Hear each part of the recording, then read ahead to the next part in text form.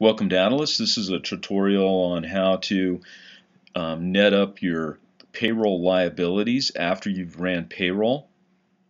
And what you want to do is you'll want to net these liabilities up, and then that way it will put them in the payables, so that when 3 months or whenever that you pay your 941 for your payroll arrives, you'll be able to go to your payables homepage, which would be under system liabilities, to the payables homepage, and you would see those payables already summed up for you, so that you can send a check out to whomever the payroll liabilities are owed to.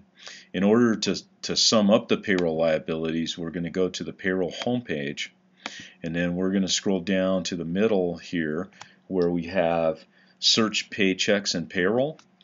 And you can either go to the advanced report settings and limit what you want to pull. So you can put in your pay date.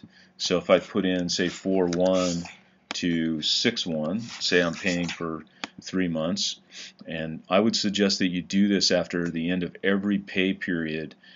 Just net up what was just previously paid and then create the expense receipt for that.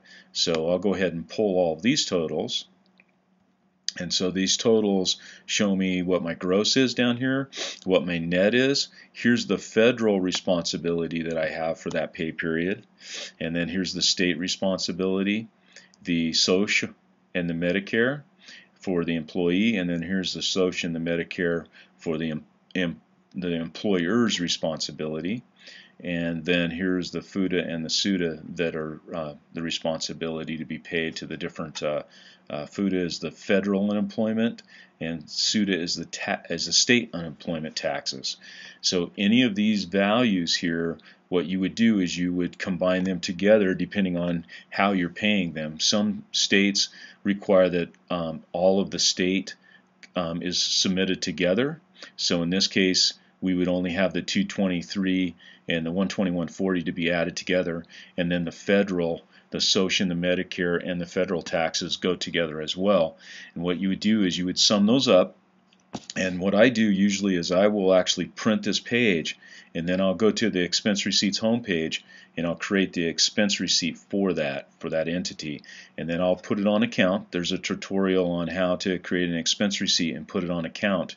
And when you put that expense receipt on account, then it's going to show up in your payables homepage that's your actual taxes that are due for that quarter. So once again, this has been a tutorial on how to net up the liabilities that are due for payroll.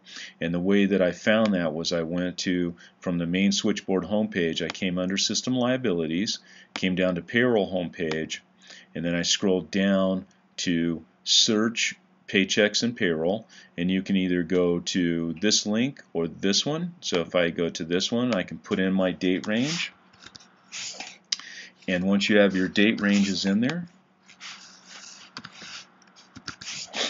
and you get your totals, here's the totals that you have owed for that date range, and then you would net these up together and create your expense receipts, which once again puts them in payables. So if you are paying every 3 months and you're paying your employees once a month, you would have 3 separate expense receipts that are on account for that time period, and then you're able to go to your payables homepage, which would be underneath your system liability, to your payables homepage, and you would see at the bottom of that, under vendor employee, whichever vendor that you owed that to, say it's the state of Texas, you would see in the splits column over here what that amount is. And like I said, I do have other tutorials that cover that. So once again, that was the conclusion of the how to net up your payroll liabilities, and thank you for choosing adilas.